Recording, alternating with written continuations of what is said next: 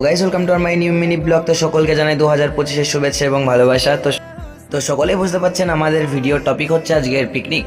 তো এখন সবাই নাচানাচি করছে, আর এদিকে আমার ভাই মুরগি কাটতে ব্যস্ত, আমরা সবাই সবজি কাটছি। আমি সব মিলিয়ে মিলিয়ে দেখছিলাম কি সব কিছু বাজারে সব ঠিকঠাক করে এনেছে। তো আর আজকে আমাদের মেনুতে আছে ফ্রাইড রাইস আর মাংস। তখন ফ্রাইড রাইস রান্না হচ্ছে, তো তখন আপনারা আমাদের নাচ দেখতে থাকুন।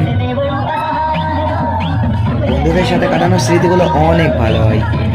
আস্তে আস্তে সব কিছু পাল্টে যাবে, সব নিজেদের মতো ব্যস্ত হয়ে যাব, সব নিজেদের মতো কাজে লেগে যাব, কিন্তু শুধু পড়ে থাকবে এই স্মৃতিগুলো, এই মজা করা অনুভূতিগুলো জাস্ট কখনো ভোলা যাবে না।